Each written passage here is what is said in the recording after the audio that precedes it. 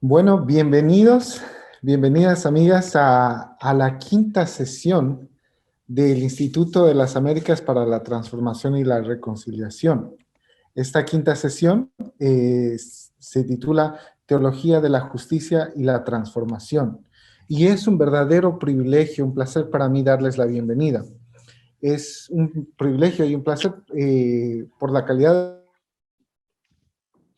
en ustedes, pero también las temáticas que hemos venido tratando en estas sesiones.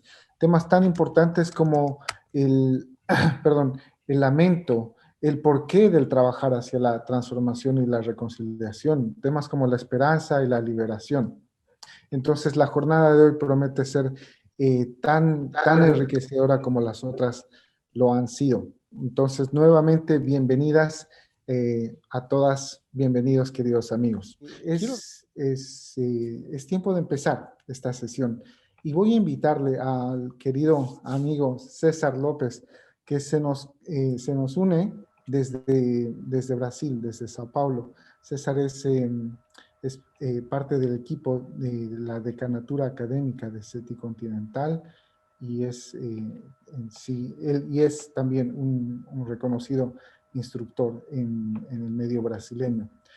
Voy a pedirle a César que por favor nos pueda guiar en oración para empezar este tiempo. Gracias, David. Buenas noches a todas e todos. E oremos, então. Senhor Deus, nós nos colocamos diante de Ti, em nome de Jesus, rogando pela Sua poderosa presença e pela presença do Espírito Santo. Conheces o nosso coração, conheces os nossos pensamentos, conheces as nossas emoções e sabes do momento em que nos encontramos. Vivemos, Senhor, dias de luta, vivemos dias de luto. Sofremos com a pandemia, com o isolamento, com a perda de pessoas queridas, com tanta gente ao nosso redor sem trabalho. E em alguns países do nosso continente, assim como aqui no Brasil, nós te confessamos que tem sido bem difícil manter a esperança. O nosso choro tem durado por toda a noite e a noite tem sido bem longa. Nós temos toda a certeza de que a sua misericórdia e a sua graça são o que nos sustentam e te louvamos pelo seu amparo e auxílio. Reconhecemos especialmente a sua graça e presença aqui em nossos encontros do Instituto das Américas.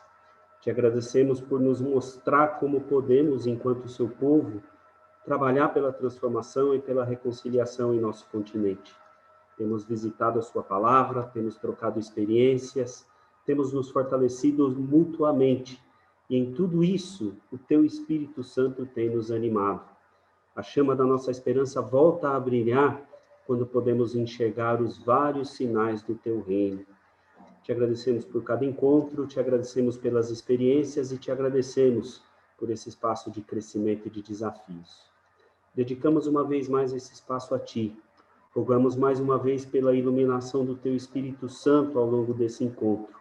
Continua a despertar em cada uma de nós a sede pela justiça do teu reino. Abençoa-nos, Senhor. É o que te pedimos em nome de Jesus. Amén. Entonces, vamos a empezar con la reflexión teológica. Y es un placer para mí nuevamente presentarles a Nina. Nina Balmaceda es de origen peruano, es bien peruana ella, y es doctora en ciencia política.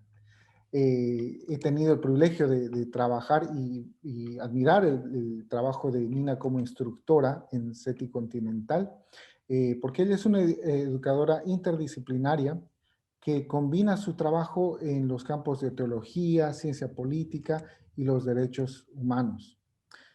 Actualmente, nuestra querida Nina sirve como directora asociada del Centro para la Reconciliación de la Universidad de Duke.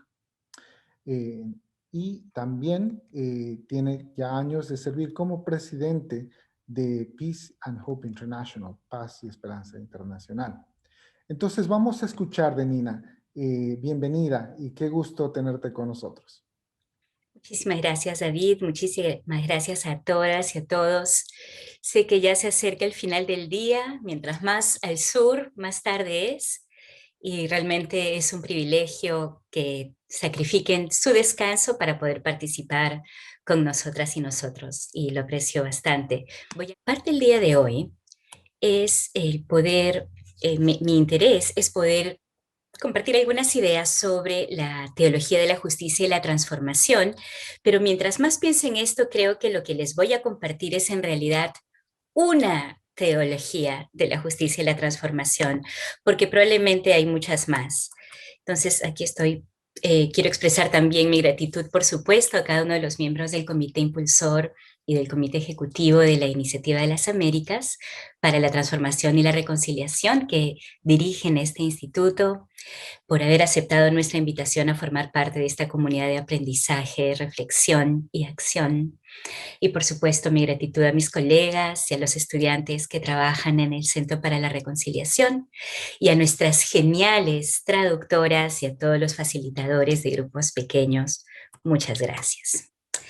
Bueno, con los saludos de mis colegas tengo que aclarar algo, y es que yo me dirijo a ustedes como alguien que está luchando con estas ideas, alguien que va de camino, muchas veces cargada, cansada, pero también confiada en el Señor que nos ha llamado a ser embajadores de reconciliación. Sin embargo, en esta presentación no busco representar a nadie más que a mí misma y lo que he ido aprendiendo en estos últimos años. Por favor, no vayan a asumir que lo que estoy proponiendo necesariamente representa puntos de vista de la universidad donde trabajo o de Paz y Esperanza, aunque si bien mucho de lo que voy a presentar van a ver que sí lo he aprendido tanto con el Centro para la Reconciliación como con Paz y Esperanza. En cuanto al contenido de esta presentación, quiero contarles un poquito más, algo que seguramente ya se les está haciendo un poco más manejable, más familiar, y es esta metodología del verbo hecho carne que aplicamos nosotros en el Centro para la Reconciliación.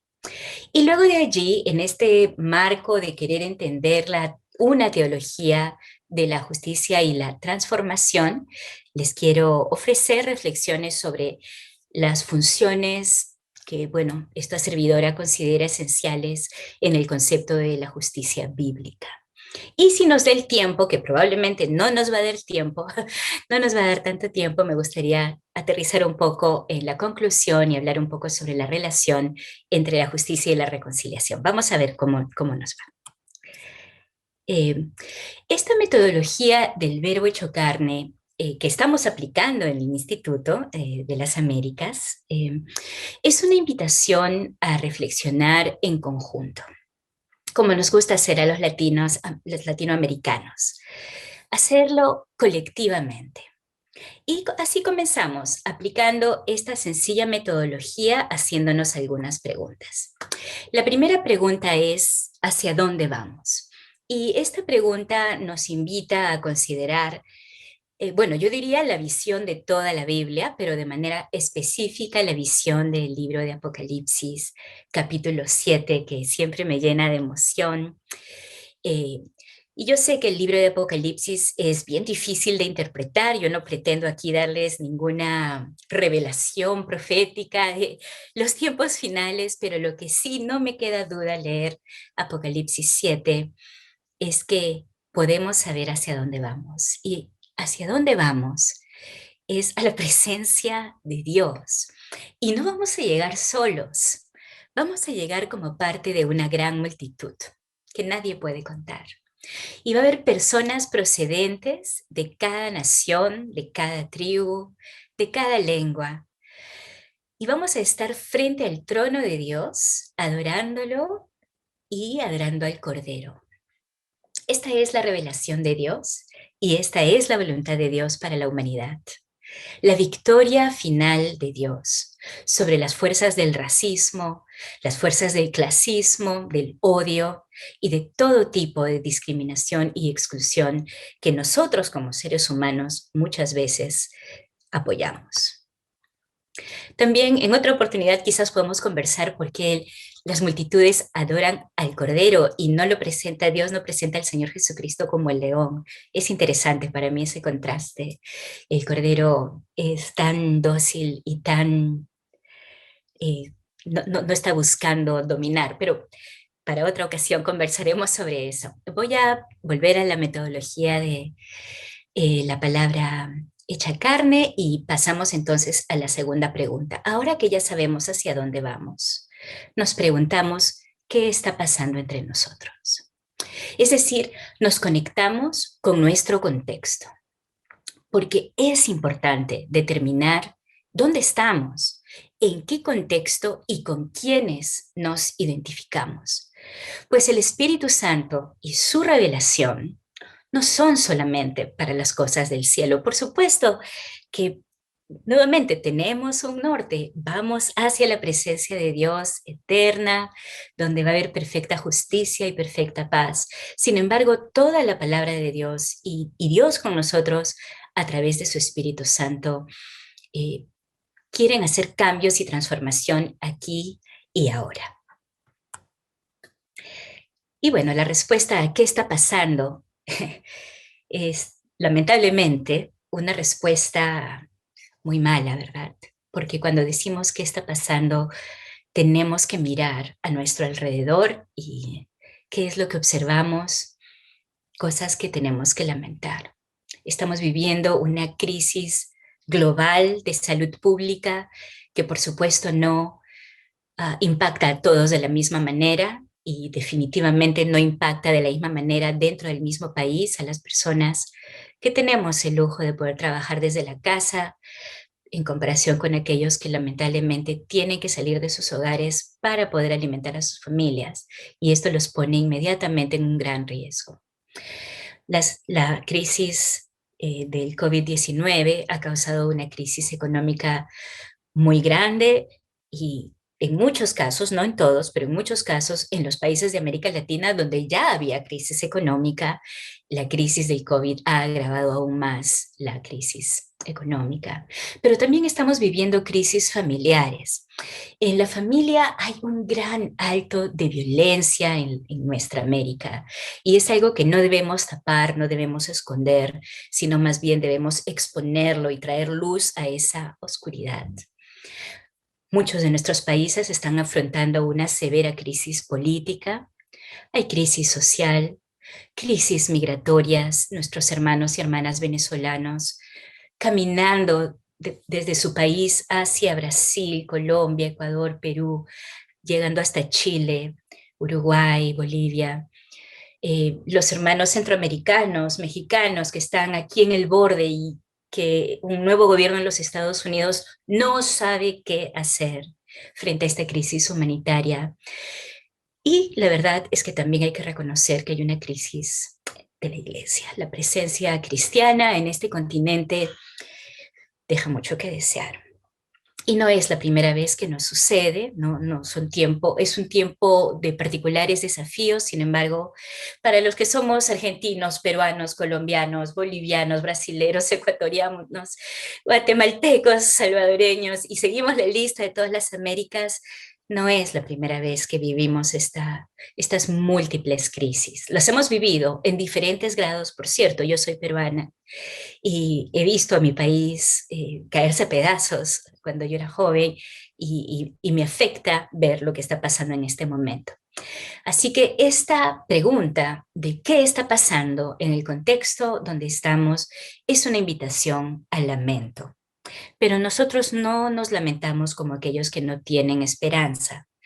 Pero tampoco la esperanza es como ponernos lentes, esos color rosa y todo lo vemos lindo, rosadito, sino más bien es una invitación a abrir los ojos. Porque si abrimos los ojos, vamos a poder ver que mucho de lo que ocurre es el resultado de la injusticia que prevalece en nuestro mundo. Por supuesto, el sufrimiento está presente y a veces uno no puede explicarlo. Completamente de acuerdo. Sin embargo, hay mucho sufrimiento en este mundo que sí podría ser prevenido y no es prevenido por causa de la injusticia. La siguiente pregunta que les invitamos y que estamos aplicando en este instituto es ¿qué señales de esperanza observamos en nuestro mundo, en nuestro contexto? ¿Cómo podemos unirnos a lo que Dios está haciendo? El profesor Peter Castarella hace un mes, nos invitaba a considerar si hay espacio, junto con esa esperanza pequeña de salvación individual, si hay espacio en nuestro corazón para una esperanza grande. Si hay espacio para una esperanza colectiva que afecta no solamente dimensiones individualistas, verticales, espirituales, sino también nuestra comunidad, nuestra sociedad, nuestro país. ¿O es que nuestra comprensión es tan estrecha de la revelación de Dios que solo hay lugar para el individualismo y para una interpretación individualista igualmente de los propósitos de Dios para con su creación? Entonces, esta pregunta es una invitación a la esperanza y debemos recordar aquellas sabias palabras de Agustín de Hipona, que dijo que la esperanza era una madre con dos hermosas hijas. ¿Y cuáles son las hijas de la esperanza? Pues son la furia, la rabia por la injusticia y el coraje para hacer algo al respecto.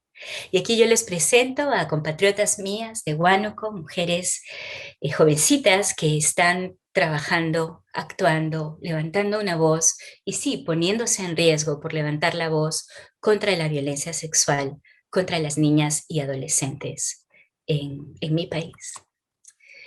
La siguiente pregunta es, ¿a qué nos está llamando Dios? Y este va a ser el centro, el corazón de la próxima sesión del Instituto en el mes de abril. ¿Cuál es nuestra vocación? ¿Cómo podemos discernir cuál es nuestra vocación como comunidad, como pueblo de Dios? ¿A qué nos llama Dios en medio de tantas divisiones, de tanta violencia, de tanto odio y de tanta necesidad material, emocional y espiritual?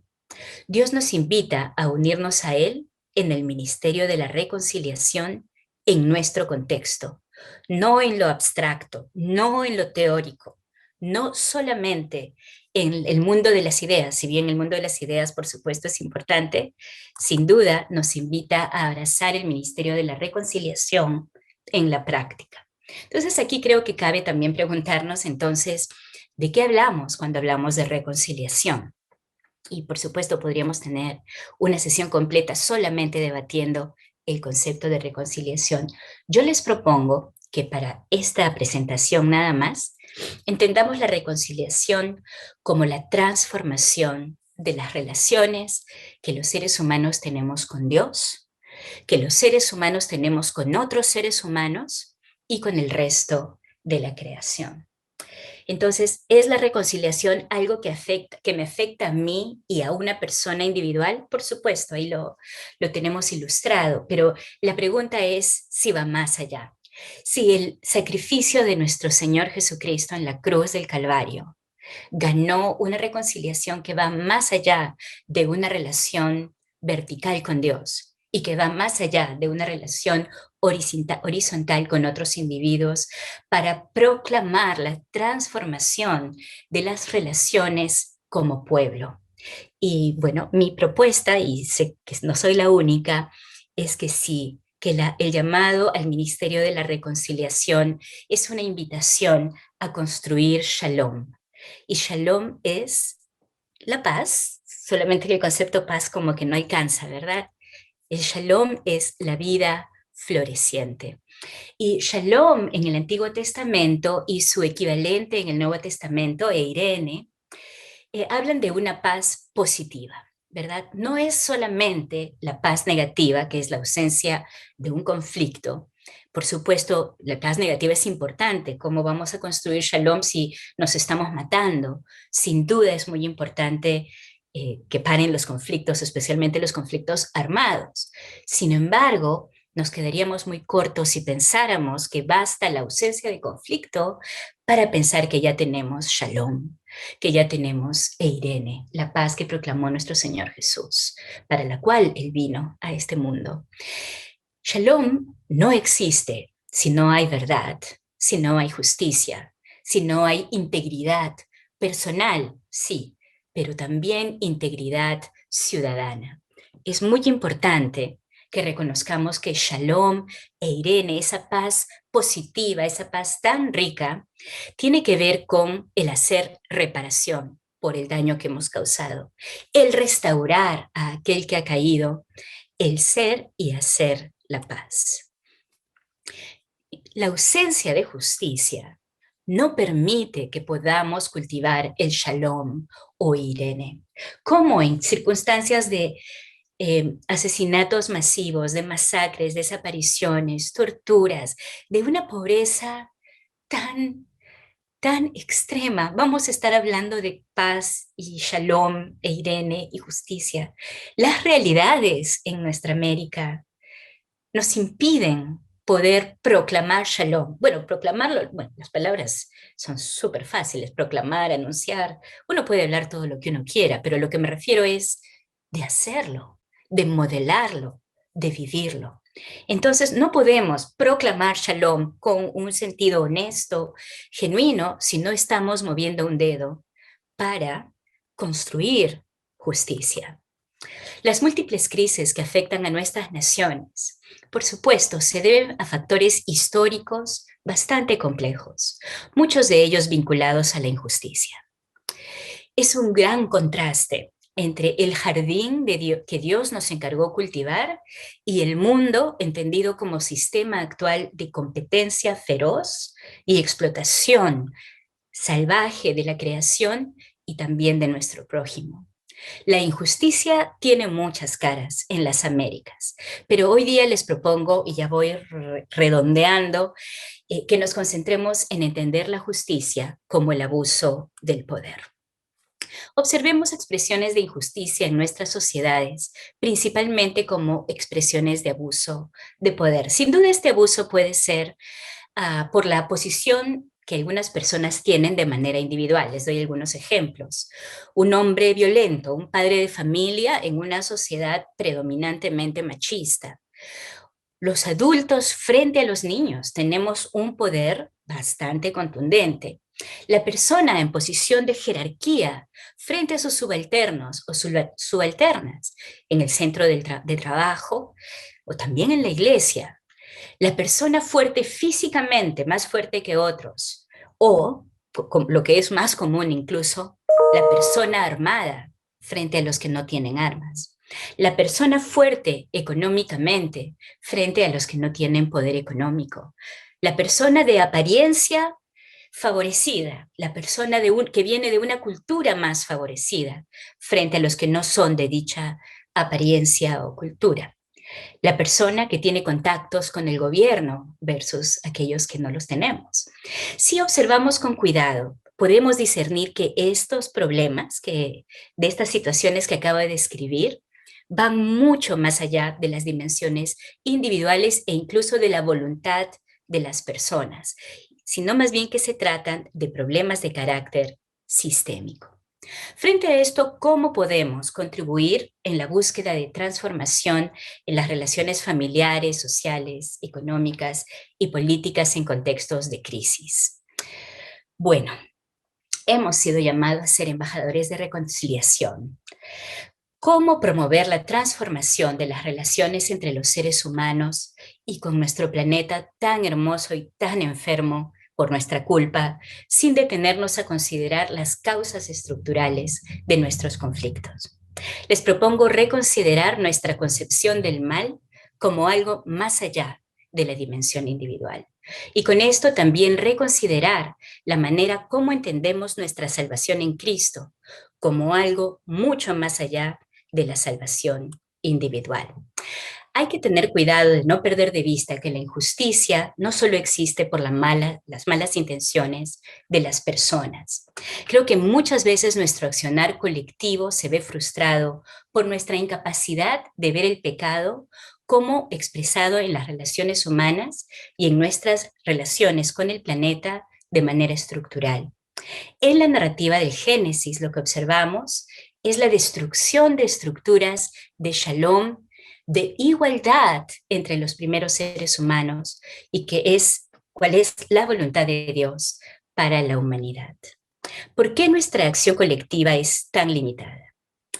Bueno, es bien difícil de entender por qué nos cuesta tanto cuando estamos muy concentrados en dimensiones individuales de la fe, la piedad y la devoción.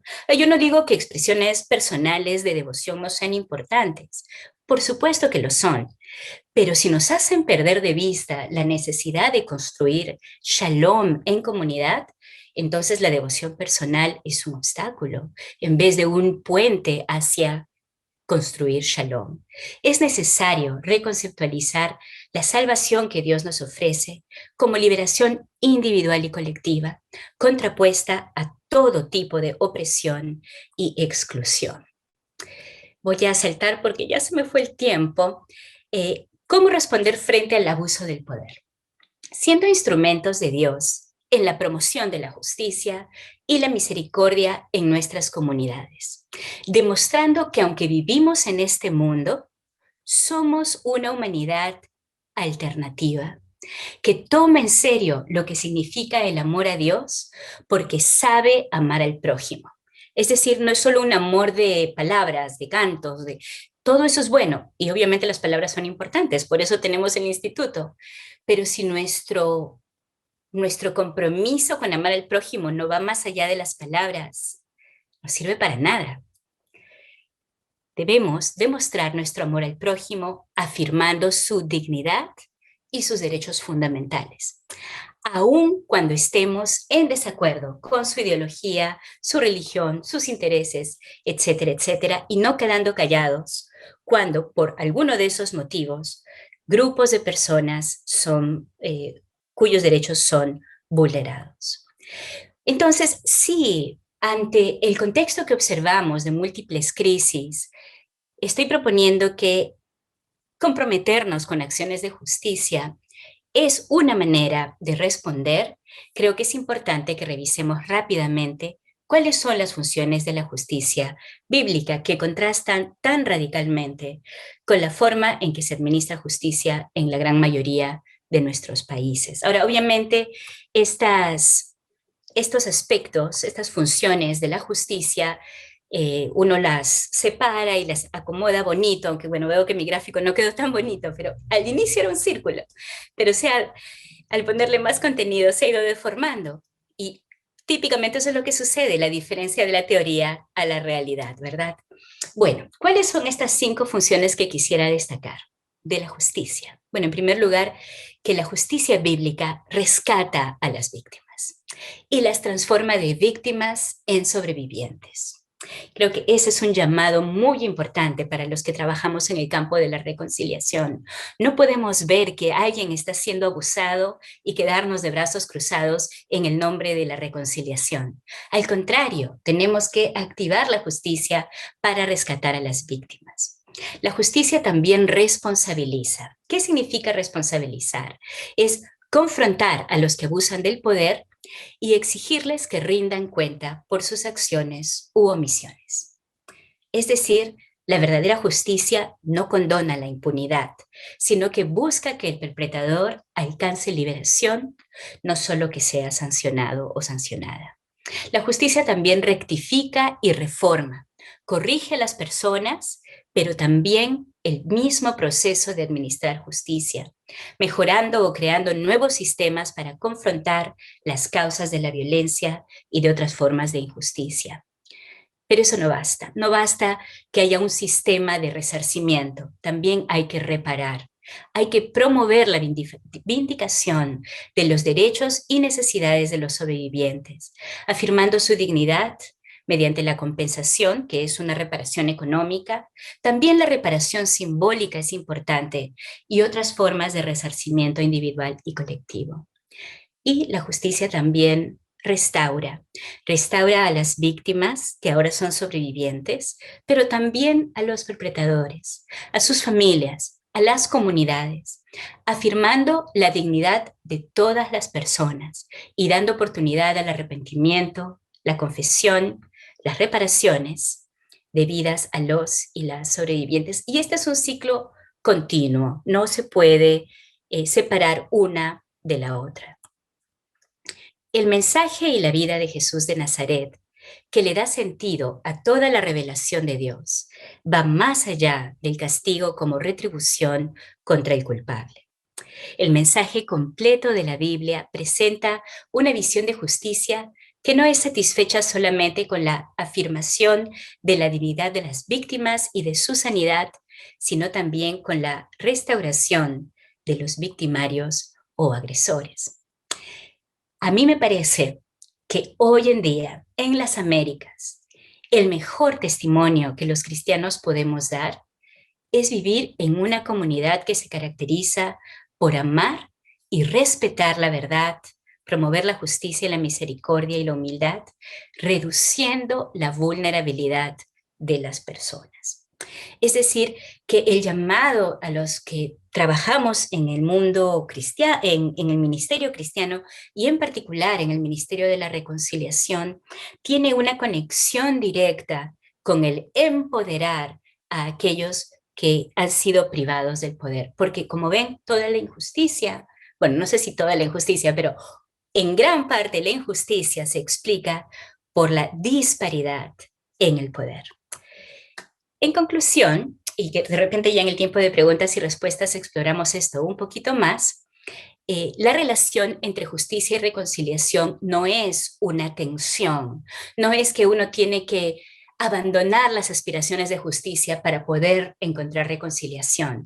Más bien se encuentran por el poder liberador, bueno, del Espíritu Santo sin duda, y del perdón bien entendido. El perdón que afirma la justicia y la restauración de las víctimas, no que pisotea sus derechos, pero también que afirma la oportunidad de restaurar a los agresores que se arrepienten. Entonces, esta invitación para seguir dialogando, para seguir explorando juntos y juntas cómo podemos contribuir a la creación y a la transformación de relaciones humanas que se caractericen por la justicia y no por el abuso. Muchas gracias. Muchas gracias, Nina, por tu excelente presentación, por llamarnos a considerar desde el inicio una perspectiva enfocada en Jesús, en su propuesta histórica, pero escatológica también. Fascinante cómo comenzaste la presentación y cómo la fuiste desarrollando. Vamos a continuar en esta velada con un testimonio desde la práctica, que esta noche está a cargo de la doctora Susana Nguyen. Susana es doctora en Ciencias Sociales con especialización en el campo de la comunicación social. Susana es de origen uruguayo, pero representa bien a la cultura rioplatense en su integridad, porque ha vivido además 3 décadas, entiendo, en Buenos Aires. Así que ambas orillas han marcado la experiencia de vida de nuestra presentadora. Ella actualmente reside en Colombia y es directora del Centro de Estudios del Consejo Episcopal Latinoamericano, CELAM, y además es coordinadora del Programa Latinoamericano y Caribeño de Tierras. Muy bienvenida, doctora Susana Nguyen. Qué placer que esté con nosotros. Gracias David, gracias Nina por esta oportunidad y gracias por poder acompañarlos en todo esto. Quisiera decirles justamente que mi presentación de este momento va a estar situada en el testimonio del programa de tierras latinoamericano y caribeño que vivimos junto a 22 instituciones de Latinoamérica y el Caribe, cuyas plataformas son de las más importantes en compromisos, sobre todo compromiso cristiano, como el Movimiento Sin Tierra en Brasil, la Vía Campesina en América Latina, la CLOC, y también como otras, como lo que es el Proyecto Popular Progreso de Ecuador, y también como Ilan Coalition de ONU en América Latina y el Caribe. Bueno, nos preguntamos, la tierra sagrada o esclava, es un testimonio el que queremos dar como red a través de las realidades que nos vamos planteando, ¿verdad? Entonces, ¿cómo es la realidad de la tierra hoy en América Latina y Caribe, porque justamente Nina planteaba la necesidad de superar las injusticias estructurales que salen del intimismo personal para ir hacia concreciones comunitarias, sociales comunitarias. Entonces, la pregunta que nos hacemos: ¿desde dónde aportamos a esta reflexión? Desde el continente más rico en recursos naturales por sus múltiples ventajas y posibilidades ofrecidas. Eso como una constatación, o sea, el continente más rico en recursos naturales por sus múltiples ventajas y posibilidades ofrecidas por la creación, por la naturaleza misma.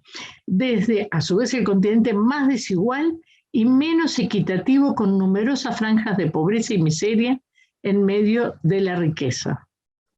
Desde el continente más creyente del mundo, si de cristianos hablamos. Nosotros estamos aquí en un compromiso, ¿verdad?, cristiano. Entonces, la nuestra, en América Latina, es una historia de luchas por la tierra desde hace siglos.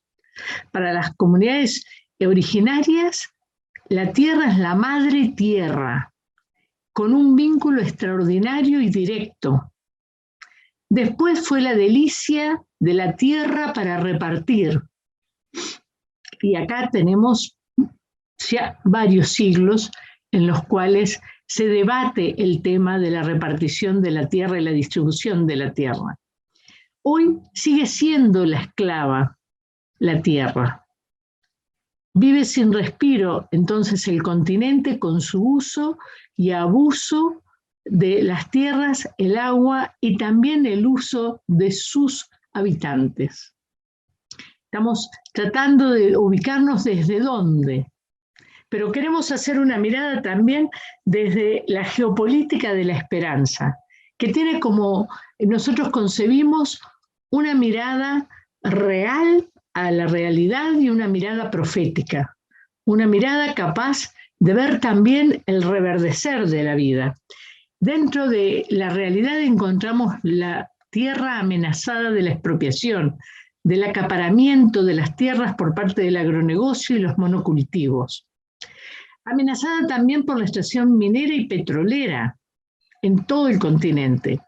Amenazada hoy también por la privatización del agua y todo su gran conflicto, no solo amazónico, porque ustedes saben que allí encontramos una de las principales fuentes de agua, sino también hoy por la amenaza en relación al acuífero guaraní, que reúne a Paraguay, Argentina, Uruguay y Brasil, y también a los glaciares del sur.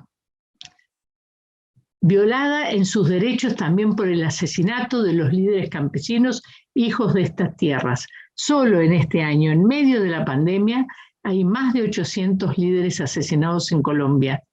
Yo estoy en el sur de Colombia y les hablo desde allí, en este momento. Bien, no es poco esto, ¿verdad? Es algo bastante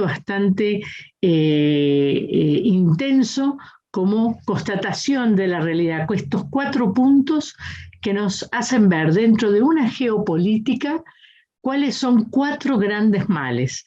Pero también hay un reverdeo de la vida y de la esperanza, también profético. La conciencia de los campesinos, o sea, que nace y reverdece en la tierra y su ámbito campesino.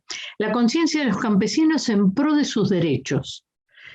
Esto es muy fuerte, yo no diría nueva, hay una conciencia que crece cada día más en el mundo campesino en pro de sus derechos. Además de que han sido, digamos, reconocidos por la ONU, es importante que las personas se sientan expresados en esos derechos. Y hay un crecimiento en esa conciencia. Hay también una conciencia de la cultura agroecológica y de la agricultura familiar. Y esto es muy importante porque no es un método de plantación, no es un método de utilización del terreno, no es un método de producción, es una cultura, es una decisión ética, es una elección, la agroecología y la agricultura familiar como aquella posibilidad de poder cultivar y de poder respetar la casa común de todos. hay grandes franjas de población en las distintas ciudades de nuestra América Latina que han emprendido decididamente la marcha al campo. Así como ha habido el gran exilio, digamos, por décadas del campo a la ciudad y el aumento de las grandes periferias del continente, hay hoy una vuelta y una marcha al campo, además de una cierta toma de tierras que se vuelve cada vez más indispensable para la posibilidad de vivienda de muchas familias. Dentro de esto vamos a hablar, ¿verdad?, después más específicamente. Las grandes redes y plataformas que amplifican la voz y las luchas constantes que la violencia no logra acallar. Fíjense que son 4 aspectos en los cuales reverdece la profecía y la esperanza en nuestro continente. Y nosotros desde la red, desde el programa de tierras latinoamericano y caribeño, hacemos esa constatación, que hay ese reverdecer, no solo la noche, sino también el amanecer, para decirlo con el profeta. ¿La tierra puede ser sagrada o esclava?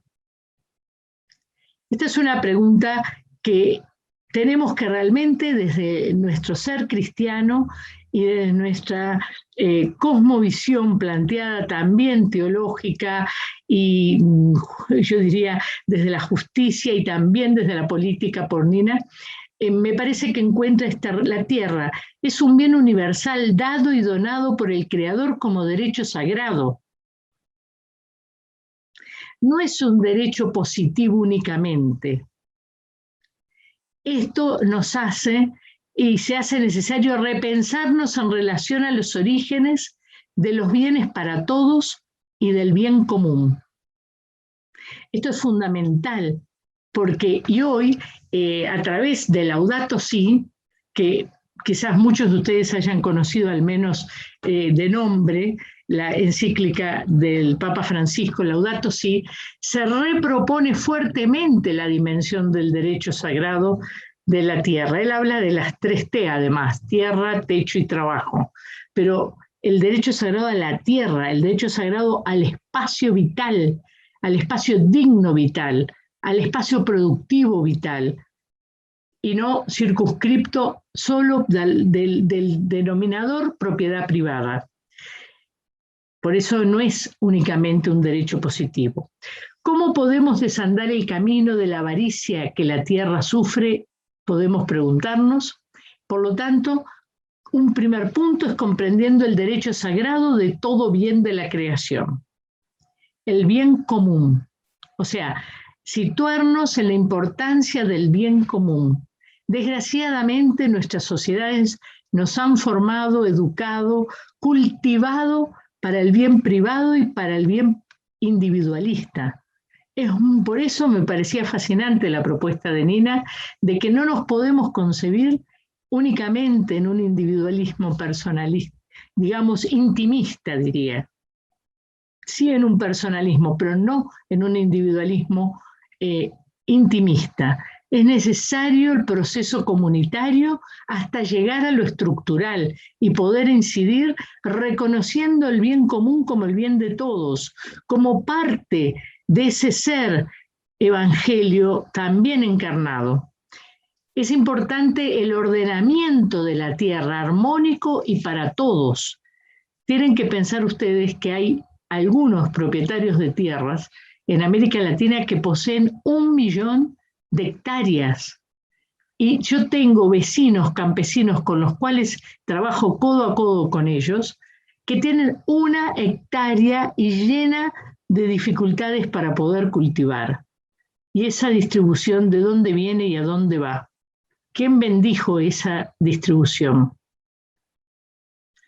Con el respeto también por las culturas y los habitantes. Tantas veces que hablemos de los incendios de la Amazonia, porque eso dice la falta de respeto por las culturas y sus habitantes.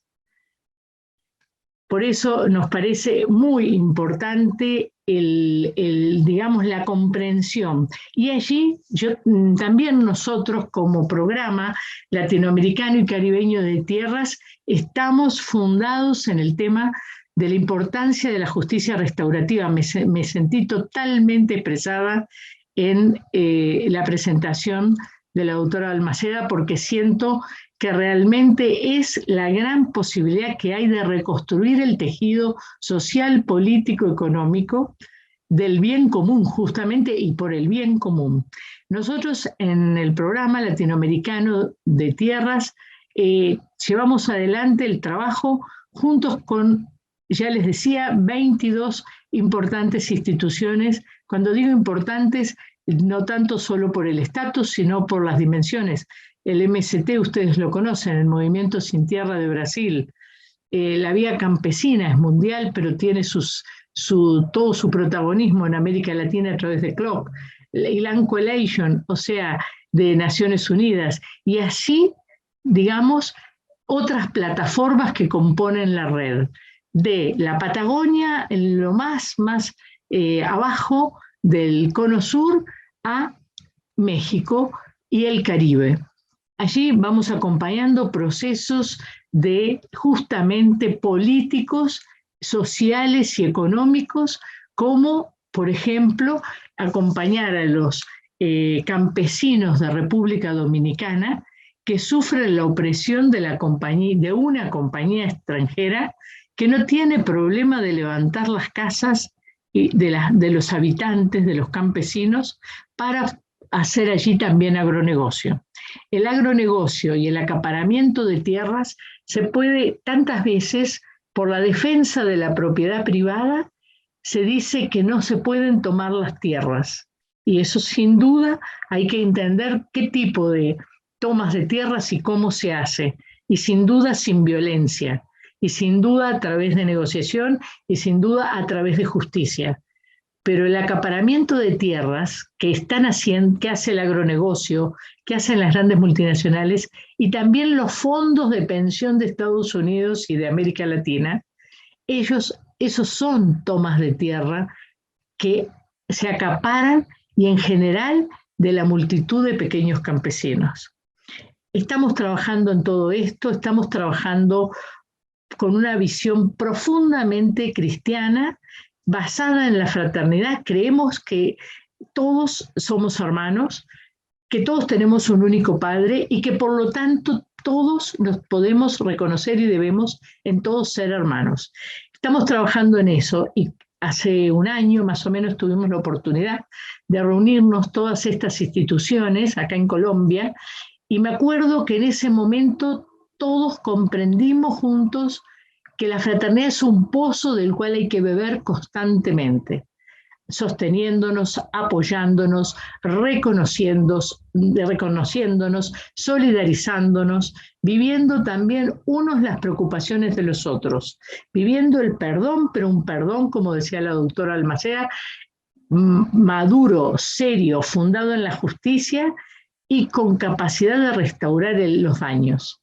Creemos firmemente que la justicia restaurativa sitúa a las víctimas y a los victimarios, y los sitúa de una manera en la cual pueden reconocerse en un mismo escenario y pueden volver en ese reconocimiento a adquirir su dignidad. Por lo tanto, estamos en ese trabajo profundamente fraterno, muchos de nosotros vivenciando el programa y la red que constituimos en América Latina y el Caribe, sienten que es ese pozo del cual se puede beber fraternidad. Perdónenme que he ido muy rápido y me hubiera gustado tanto poder detenerme más, pero yo sé que no soy la única que me toca exponer y no quisiera tampoco quitar ningún tiempo a los demás. Si después hay un espacio de diálogo, de preguntas, con mucho gusto quedo a disposición de ustedes. Agradezco enormemente a la doctora Balmaceda esta posibilidad y quedo abierta a todo aquello que pueda serles útil. Muchísimas gracias. Muchísimas gracias a ustedes dos, apreciadas doctoras Susana Nuín y Nina Balmaceda. Qué Qué privilegio, qué placer escucharles y aprender con ustedes. Una de las preguntas que usted hizo, Susana, me caló hondo. Por los contextos en los que he vivido, y usted decía, ¿quién bendijo esta distribución de la tierra? Y es una pregunta crucial para nuestra praxis, para nuestra reflexión acerca de la reconciliación. Vamos a entrar en un tiempo de conversación grupal. Gracias. Espero que las conversaciones en los grupos hayan sido tan ricas como lo han sido en mi grupo. Quiero identificar dos espacios que necesitan, que claman por restauración, por reconciliación en nuestros contextos. El primero es la familia, que ha sufrido, las familias latinoamericanas han sufrido de más violencia durante la pandemia, pero además también reconocemos que ha sido una temporada de muerte en Latinoamérica. Los índices de mortalidad por la pandemia son espantosos, horrorosos, especialmente en Brasil, pero no solo en Brasil. Entonces, esto está dejando familias traumatizadas en nuestro continente. ¿Cómo replanteamos la familia sin este modelo monárquico? Alguien usaba esa palabra. Somos un continente violento dentro de la familia, pero también en las calles. La inseguridad es un problema en varios de nuestros contextos. Finalmente, quiero resaltar algo que varias personas mencionaron. Necesitamos reconciliación en los procesos democráticos de nuestros países.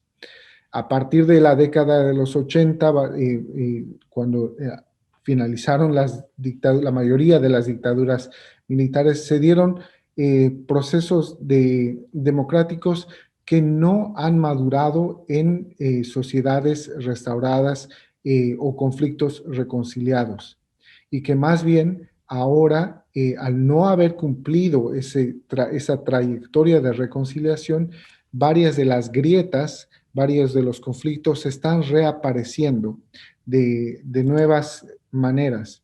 Entonces necesitamos un reencuentro con la idea, con la política hacia el bien común, y no una política tribalista de defensa de nuestro propio grupo y ataque a todos los quienes no pertenezcan a nuestro grupo.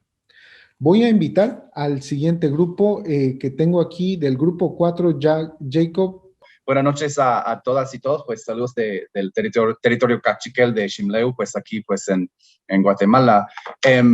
Teníamos un grupo de muchos lugares, pues de los estados de Ecuador, de Carolina del Norte, pues allí en los estados de Canadá también. Y hablamos de diversos retos en la transformación y de la reconciliación. Pues nuestros compañeros, hermanas de los estados hablaron de la dificultad de la transformación de relaciones pues interétnicas y interraciales pues en los estados, especialmente en espacios pues multiétnicas y multiraciales, pues incluso dentro de las iglesias, que hay barreras pues para hablar de de reconciliación y transformación. También hablamos de altos niveles, ¿va? Que pues la falta de transformación y reconciliación, pues a los niveles micro, pues a niveles pues así de comunidades y iglesias, pues también se ha convertido pues en muchos retos de una convivencia a nivel internacional, ¿va? Entre países y cosas así. También hablamos de pues por ejemplo aquí en Guatemala y también en Canadá, pues por la gran necesidad de una transformación y una reconciliación, pues, entre la las personas, las comunidades y la creación. Y no solamente hablando de eso de cuidado a la creación o cuidado a la madre tierra, pero el hecho de que pues en Canadá, en Guatemala, en muchos otros países de América Latina, pues la gente, los pueblos originarios han sido despojados de sus territorios y eso tiene implicaciones pues grandes y graves para sus conexiones a los territorios, a los pasajes, pues a la tierra, pues que ha sostenido a sus pueblos por generaciones y por siglos y por siglos. Y pensar en cómo podemos, pues, y no sé cómo es en otros países, pero aquí en Centroamérica, pues, en tiempo de Cuaresma, todas las flores se visten para recibir a Jesús en las Pascuas, como las jacarandas en Guatemala, como los maquilisuates, pues en ¿cómo se llama? En El Salvador, se ponen de colores de morado, de amarillo, ¿cómo se llama? De rojo y todo eso para pues también reclamar por su reconciliación y su transformación. También hablamos de qué hacemos, ¿va? ¿Cuál sería, pues, estrategias o cosas así? Hablamos de la necesidad de, pues, ponernos en situaciones incómodas. También, pues, y más que todo, cómo, pues, hacer reclamos y cómo, pues, decir la verdad y cómo acercarnos a lugares difíciles donde la gente está sufriendo, y cómo, pues, no, pues, cómo acercarnos, referimos a Éxodo 20:21, donde dice que entonces Moisés se acercó a la densa oscuridad en la que estaba Dios, pensando en que pues todos esos problemas, todos esos retos, desafíos, pues necesitamos acercarnos allí para también, no solamente para pues solucionar problemas, para también encontrar a la Dios de la vida y la reconciliación. Y al fin, pues decimos también que es muy importante que en este acercamiento que siempre estamos haciendo relaciones entre comunidades a través de diferencias y todo eso, para que cuando llegue el momento de hacer reclamo, pues de hablar fuerte sobre una injusticia, que tenemos las relaciones y las conexiones para hacerlo así. Muchas gracias, Jacob. Voy a darle la palabra a Roberto Fabio Salguero para que presente la conversación de su grupo. Gracias, David. Bueno, en el grupo, más o menos a grandes rasgos, se expresaron diferentes situaciones que se llevan a cabo, en las que nos retan mucho a trabajar por la justicia. Por ejemplo, en los Estados Unidos hay mucha tensión racial, sobre todo porque se exige uniformar las culturas, blanquearlas, europeizarlas, por así decirlo, y se exige que la gente sea también exitosa desde el paradigma del estatus, desde la capacidad de adquisición económica, etc. Y en Latinoamérica, por otro lado, las injusticias son bien variadas. Por ejemplo, no hay soberanía alimentaria, la violencia común y también la institucionalizada ejercen un gran poder en las comunidades, en los barrios. También hay mucho que hacer desde la iglesia, sobre todo desde ese rol que año tras año se nos recuerda con el aniversario del asesinato de Monseñor Romero, ese compromiso radical con la justicia, ¿verdad? Con la promoción y defensa de la justicia. Y necesitamos dar pasos para tener más incidencia en la toma de decisiones y en la construcción de espacios de diálogo, que en muchos casos es un privilegio, y procurar que la justicia que se le niega a quienes no tienen ese acceso al diálogo para poder tener también acceso a la toma de decisiones.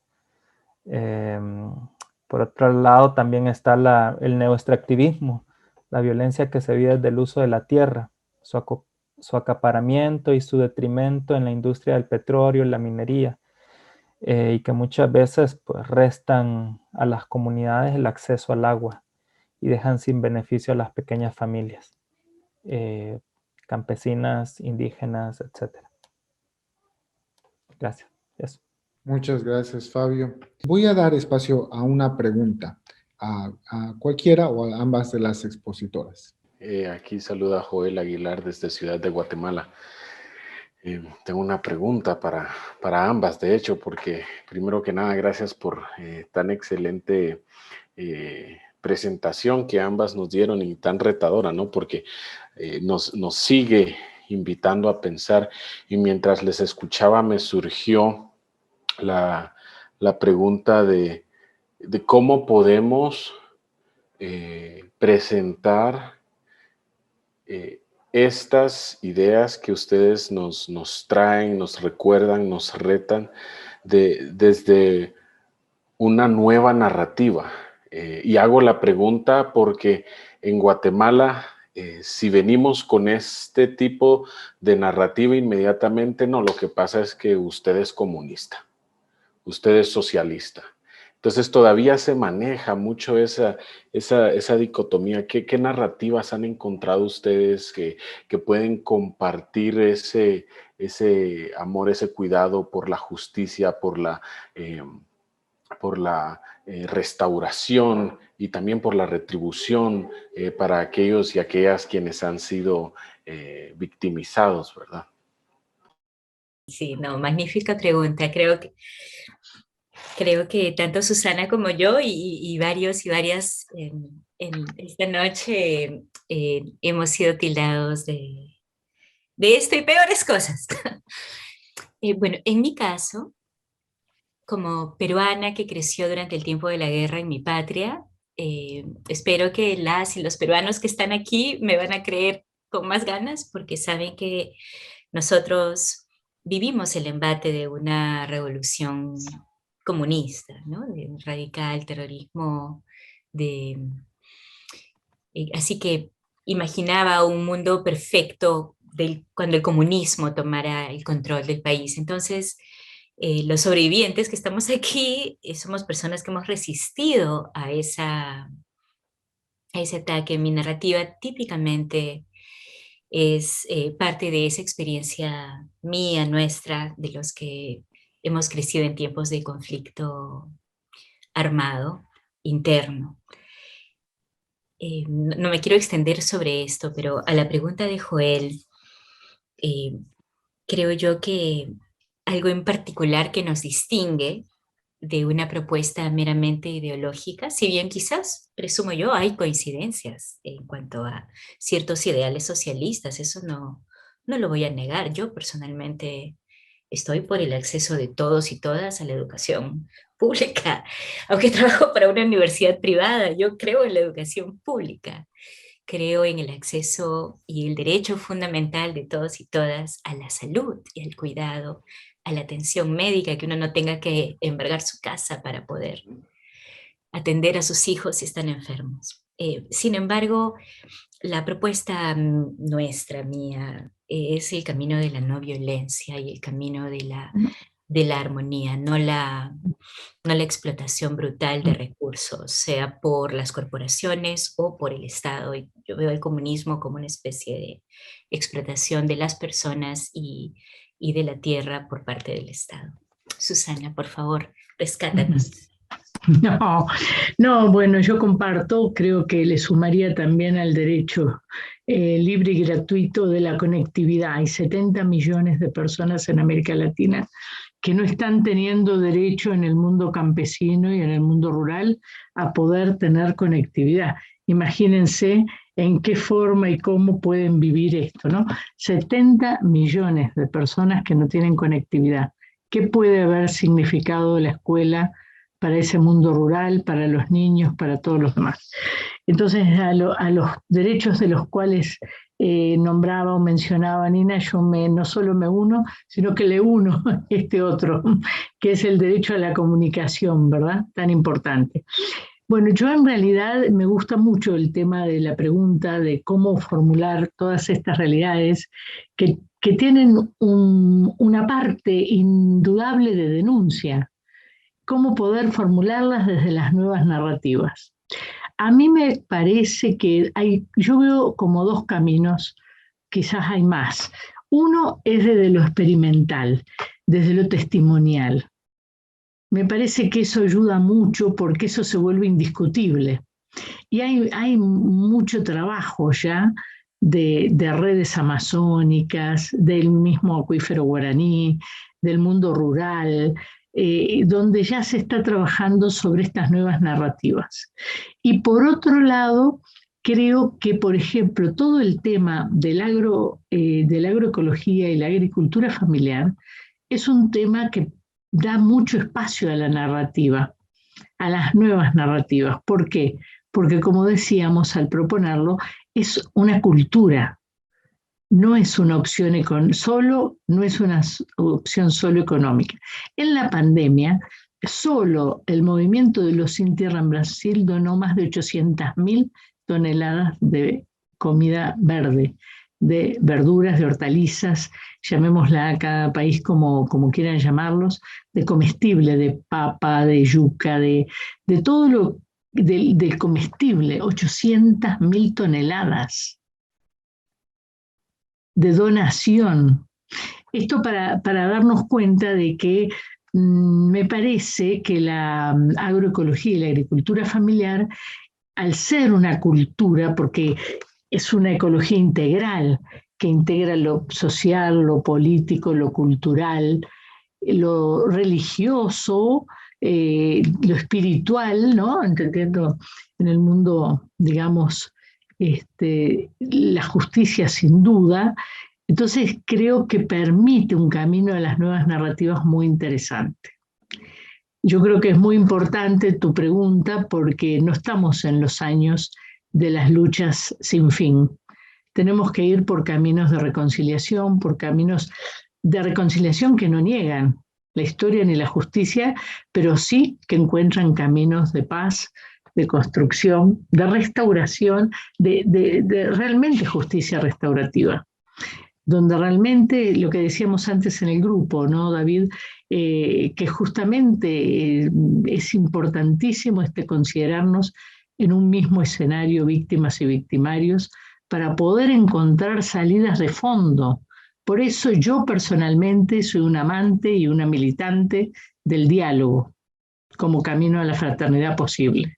Y qué oportuno es, después de haber hablado de la necesidad, las necesidades y contextos que necesitan reconciliación, qué oportuno es pedirle a Luis Cesari que haga el cierre de esta jornada.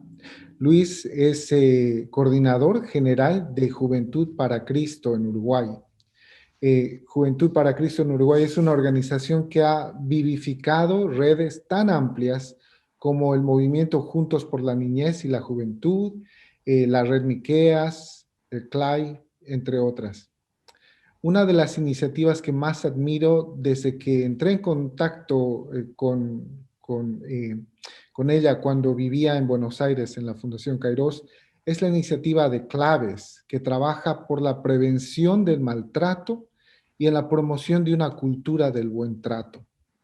Entonces, adelante, Luis. Bienvenido. Muchas gracias, David.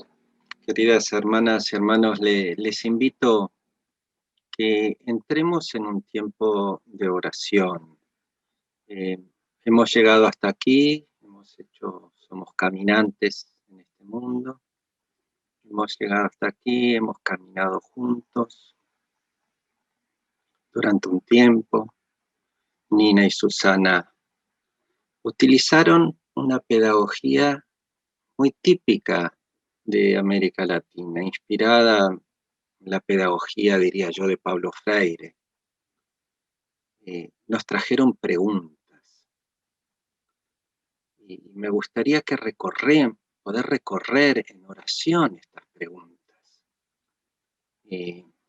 Hace un tiempo, en un muro aquí en Montevideo, se escribió una frase que decían: Jesucristo es la respuesta. Y un buen agnóstico que celebro escribe en el grafiti de esa pared: ¿cuál es la pregunta? Porque las preguntas orientan, nos abren la mente y el corazón. Y hoy recorrimos varias preguntas. ¿Hacia dónde vamos?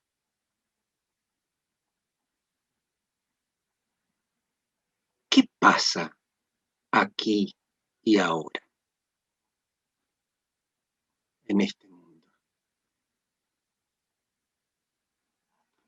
¿Qué tiempo es este que estamos viviendo?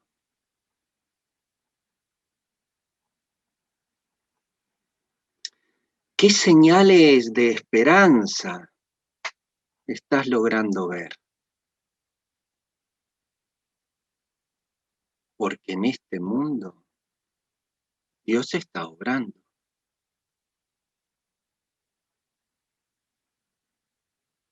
¿Por qué nos cuesta tanto lo colectivo? ¿Por qué nos cuesta tanto la acción colectiva? Es tan limitada.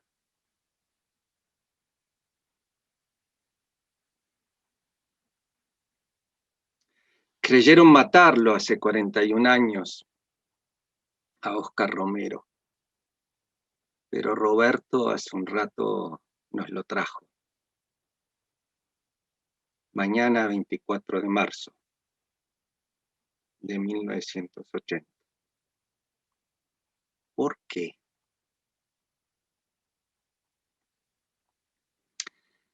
¿Cómo responder al abuso del poder?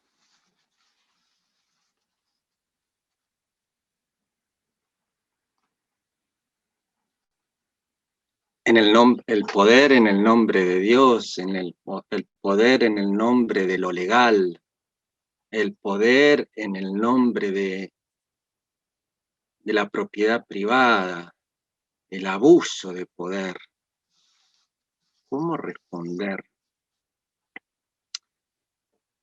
¿La tierra, sagrada o esclava?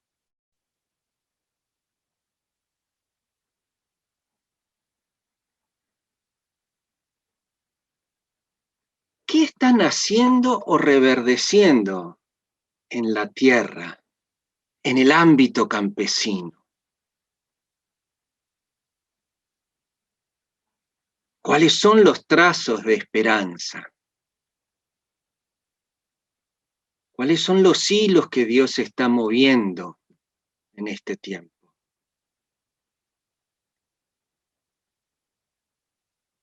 Y nuevamente,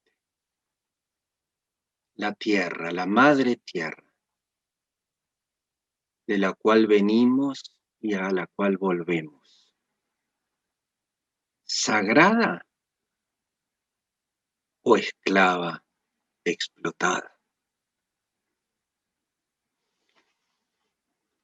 Y a mí me nacen mis preguntas antes de irme. ¿Cómo estoy manejando el poder?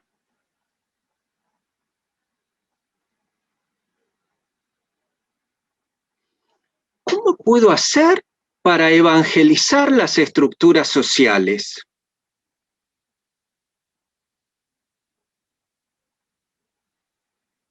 ¿Cómo hago para evangelizar el sistema opresor?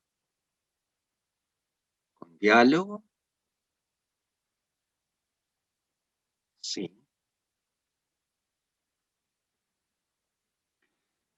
¿Cómo fortalecer el actuar colectivo? El pozo de la fraternidad.